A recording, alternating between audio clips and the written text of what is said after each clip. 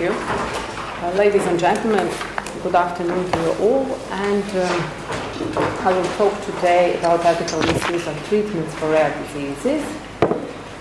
First of all, just let me... my talk is incorporated, and it is a part of one national project. In fact, a sub-project entitled Bioethical Aspects Morally Acceptable Within the Bioethically and Socially Possible. And the coordinator of this sub-project is Professor Rakic, and I would like to thank Professor Rakic for the invitation to be here and to present some of our work. And this project is a part of a big national interdisciplinary integrative project on rare diseases, which is coordinated by Professor Sonia Pavlovic, also present here. When I first started to work with Professor Rakic on the project, I must say that I was very enthusiastic about rare diseases, but soon I became very upset or disappointed, not because of the professor and his work and his team, but because I realized that I know very little about rare disease. And it's a very broad and unexplored topic, certainly from the perspective of bioethics. And what I realized as well is, as a pharmacist, I know a little bit about drugs, orphan drugs, but it's not enough. And I also I talked to my colleagues and my friends who are physicians, doctors, and I was surprised that they also know very little about rare diseases. Now we change our curriculum, so our students now, I can say, with the Bologna process and new subjects, learn more about orphan drugs and rare diseases, but I think it is not enough. And one justification for that would be that rare diseases are a very broad subject.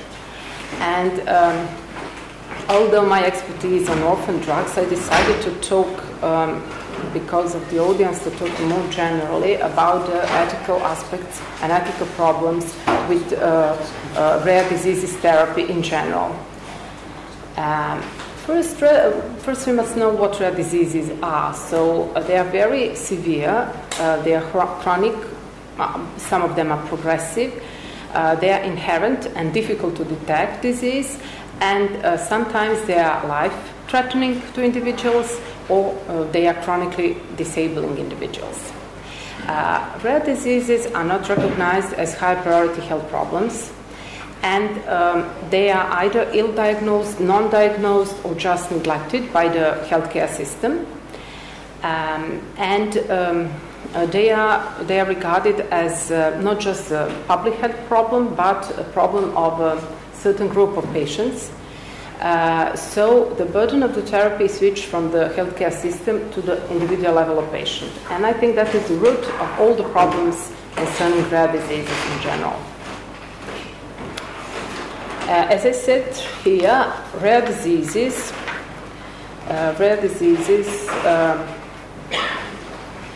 just a moment, rare diseases causes many social, psychological, and ethical problems for the patients and their families to cope with.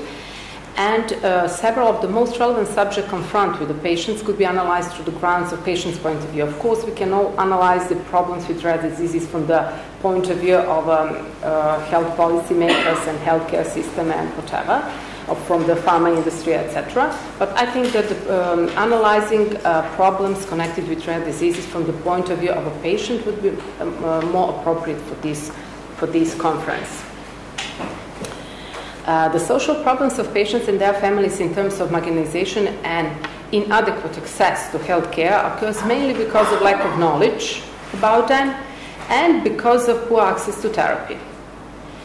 And numerous ethical problems are related to the diagnosis of this disease, such as poor diagnosis, late recognition of disease, with variable clinical presentation, because some rare diseases have very similar clinical symptoms like some ordinary diseases. So patients are, for example, treated badly or wrongly for 20 years to be discovered after 20 years that they have some kind of rare diseases.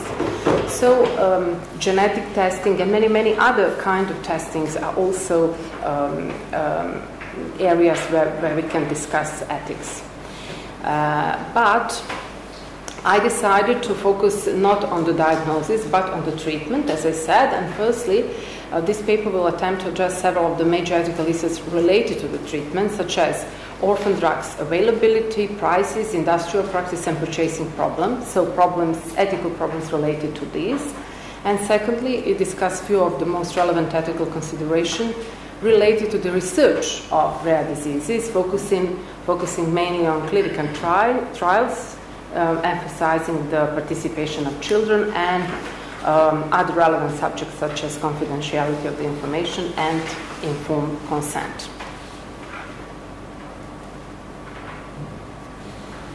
And before I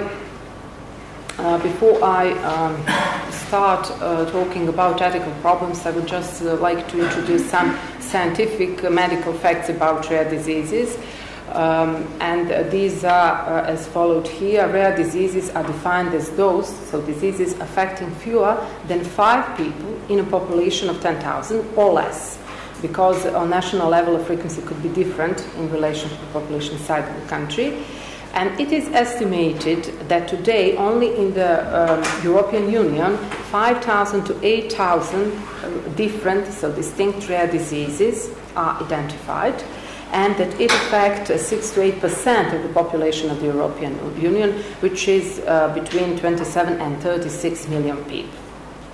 The vast majority of rare diseases are very serious, as I said. They are ill-threatening conditions, and some of them, if not diagnosed on time and treated adequately, are chronic, disabling disease and with death outcomes. Many of them require very long treatment and very specially designed treatment and very costly medical treatment and care, very sophisticated health technology. The other problem is that there are still many diseases that are so rare that are not investigated properly and subsequently not cured, and so they are not curable because of the poor diagnosis procedures or because of the limitation in access for patients and lack of medicinal products. So for some diseases there are some products, but they are not available to all the patients. Others, however, are not diagnosed at all, or there's another problem with diagnosis, that it is diagnosed very slowly, as I said, in some cases up to 20 years. The rare diseases usually occur equally in developed and developing countries, but affected individuals in wealthy societies have better access to the treatments and therapy than, of course, individuals from the poor and developing society. And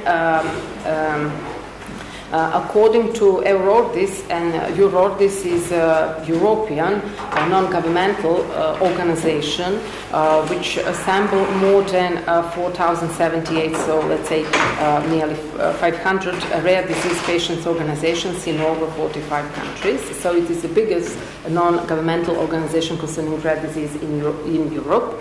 And according to them, rare diseases patients face a lack of access to correct diagnosis, lack of information and public awareness, lack of scientific knowledge and expertise, lack of research, lack of therapeutic development, lack of appropriate health care, higher costs for more or few existing drugs, inequality in access to treatment and care, and lack of specialized social services.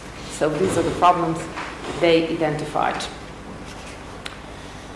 Rare diseases are sometimes referred as an orphan diseases because orphan drugs are used for the therapy, diagnosis, and prevention of the rare diseases. Sorry, I forgot the slides. So orphan drugs are products, as I said, produced with attention to diagnose, prevent, or treat rare diseases, life-threatening or disabling rare diseases. And why they are called orphan? Because pharmaceutical industry have little interest under normal market conditions in developing and marketing drugs that will be used for only a small number of patients. suffering from very rare conditions. And really in the last, I should say, 24, 30 years, efforts have been made to encourage companies, pharma companies, to develop orphan drugs. But the process of developing regular drugs takes many years of development and research and a lot of money, of course. And it is estimated that the process of developing a new drug is long, 10 years on average, expensive, even 10 millions of euros for some drugs, and very uncertain. For example, 10 molecules tested, only one or none could be with a therapeutic effect. So the first step in the development of any orphan drug would be to obtain designation of an orphan medical product, and that orphan designation may be obtained at any stage of the development before an application for market authorization is made. Of course, provided proper scientific effects. The designation procedure, for example, is free of charge, which is specific because it is not for other kind of drugs. And designation of an orphan medical product does not indicate that the product has already satisfied the efficacy, safety, and quality criteria, and that has a license for market, as we call it, marketing authorization. As far as any medical product, these criteria can be only accessed once the application for marketing authorization has been submitted. And generally the price of orphan drugs is higher, so it is for some drugs. It could be 10 million euros. So their availability is too small. And according to one survey that was done in 2010 by the Eurodis, they surveyed orphan drugs availability in Europe for some years. You see in this slide there was Eurodis Care 2, 3, and afterwards in 2007, and they did it again with slight modifications on 2010, and they come up with very interesting results from 20 European countries. But basically, we were not included, probably because we are not a part of the European Union. But we could collaborate with them, and probably due to this project, something will change. And of course, it was interesting to see that. Problems, as I pointed before, problems that face patients and their families differ from developing and countries with a rich healthcare system from those that have patients in their family in countries that are not developing. They are in the European Union, but their healthcare system is poor. On this slide, I would just, I'm sorry, it was left in Serbian, but I would just want to point out how a small amount of orphan drugs are accessible for the patients. For example, today, according to the American FDA, FDA Food and Drug Agency, there are registered 460 orphan drugs for rare diseases. And today, that is 2010. And see, in 2007, it was 303, and in 1989, it was 138. So this number is growing up, but slowly, comparing to other drugs for other treatment. And as I said, it is a very rare diseases are specific because they must pass clinical investigations because we want to be sure that they are effective and they are safe, and we could use it at patients, but they are specific because you don't have an arm of 2,000 or 3,000 patients like you have in clinical investigations. So in Serbia, for example, in some rare diseases are so rare that we have, in a population of 7 million Serbs, we have 10 persons with one rare disease. So if you want to conduct a clinical trial, you must do it like multicentric clinical trial, combining all countries from Europe or from different, usually they are from other continents, and you end up with 200 or 300 people like the clinical subjects. So it's very difficult to apply all those ethical principles regularly applied to clinical trials to other drugs. What was a key funding of this study that I mentioned from 2010? It served patients with respect to access to 30 registered orphan drugs in Europe. So you see, nowadays maybe this number changed a little bit, but last year it was 60 registered orphan drugs in Europe. And it showed that 10 out of 100 patients, and possibly 30 out of 100 patients across Europe, do not have access to drugs that have not only been diagnosed and given market authorization at the European level, but for which society has given industry special incentive and support. So, for nearly 1 out of 10 patients in the European Union, developed orphan drug is officially available. So you can imagine how it is in a country in transition such as ours. By adding the orphan drugs in the gray area where information on availability is difficult to find, the lack of availability goes up over 30%, and this is what it is, 30 out of 100. When looking at the availability of orphan drugs by groups of diseases, the highest availability observed for metabolic diseases and rare cancers.